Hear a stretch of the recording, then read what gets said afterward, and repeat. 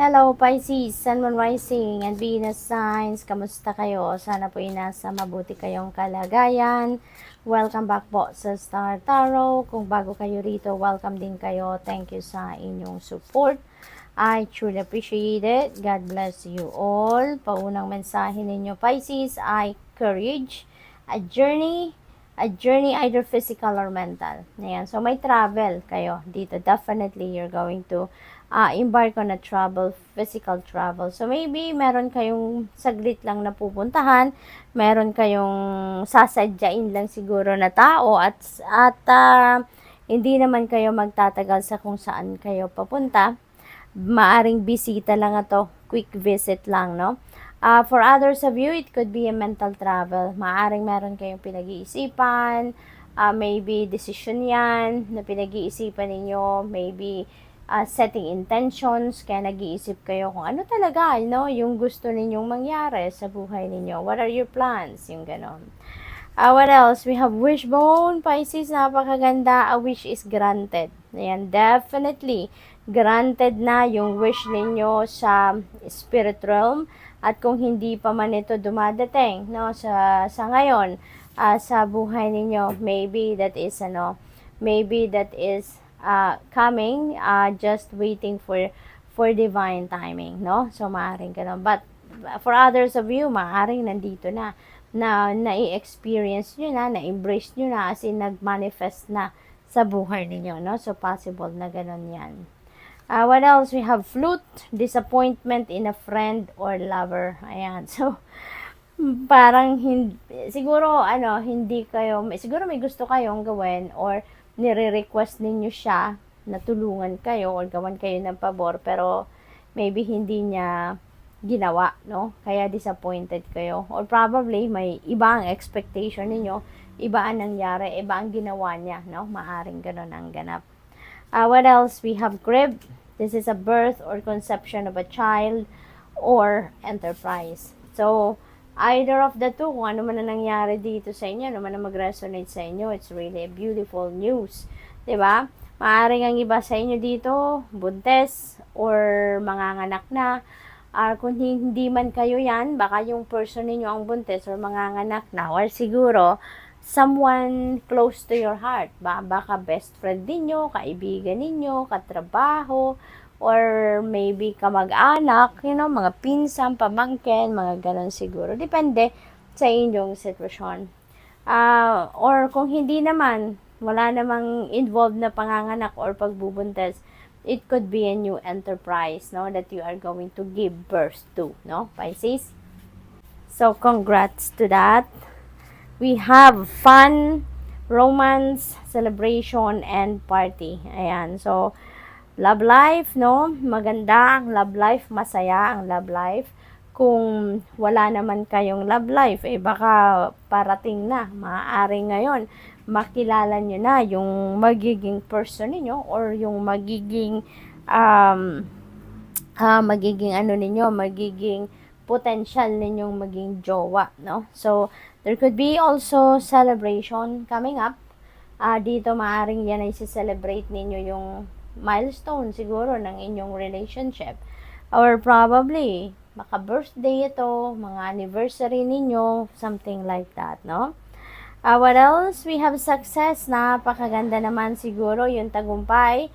Ito yung wini-wish ninyo, no? Maaring ito yung winish ninyo na sana'y magtagumpay kayo sa inyong mga endeavors, sa inyong negosyo, pag-aaral, pag-abroad, pag-a-apply ng trabaho or whatever, no? So, there is success coming your way. This is such a huge one, no? Yan ang napipick up ko dyan. What else? We have announcement. Napakaganda naman. Merong magandang balita ito, no? Na makakarating sa inyo. Maaring yung announcement na to related dito sa crib energy. Announcement of conception, announcement of birth, possible na ganon. What else? We have hammock, taking a vacation physically or mentally. Ayan, so magbabakasyon si Pisces, no? Maybe plan ninyo talaga na magbakasyon, maybe nakabook na kayo for vacation somewhere, or maybe this is an invitation sa inyo na kailangan ninyong magbakasyon kasi maaaring sobra kayong naging busy, sobra kayong naging aligaga in the past, ano, at you really need to take a break. What else we have, Cain, pay attention to your health, okay? Pay attention to your health kasi siguro sa sobrang busy ninyo ha, napapabayaan nyo na ang inyong sarili. Maybe you don't even have time to relax, you don't even have time to rejuvenate and recuperate, or maybe you don't even have time to do some kind of self-care para naman sa inyong ikakabuti ng pangangatawan. Uy, nalaglag, sandali lang po. So, we have happiness. Wow. Meron tayong wish granted, success at happiness. Saan ka pa, Pisces? Napakagaling. So, mababalot kayo ng saya, mababalot kayo ng tagumpay at saya, swerte, no? Sa pagkakataong ito. We have arrow, you are on the right path regarding some aspect of your life. So, siguro, naghihingi kayo dito ng confirmation or siguro naghihingi kayo ng guidance, no, from the divine universe para bigyan kayo ng go signal if you are really on the right path. Kung ang decision ninyo ay tama, no, kung ang daan na gusto ninyong puntahan is the right one or the best one for you, so maaaring ito ng kasagutan na yes, you are on the right path. Throne, position of authority. Yan. So, siguro, you are going to be dealing with someone na nasa position of authority or posible din, no, Pisces, na promotion ito sa inyo. Maaring mapopromote kayo into this position or maa-assign kayo, no, depende sa inyong sitwasyon. So, tingnan natin kung ano pa ang ganap. Final message ni Pisces for today. We have angel number 1010. Napakaganda naman ito. Sabi dito, practice patience, practice moderation. Just go with the flow, no? You will get the clarity that you need, no? Yung mga ganon. So, marami din kayong self-realization siguro na magka-come up kayo with something, no? Na marirealize ninyo sa ngayon. There's a lot of movement, no? Marami kasi ditong may bakasyon, meron kayong maaring celebration, party. So, there's a lot of movement, no? There's a lot of activities na maaring magaganap, no, sa inyo sa ngayon. Sabi dito, it's time to put those long-cherished ideas into action. You will soon come into contact with appropriate individuals, circumstances, and resources.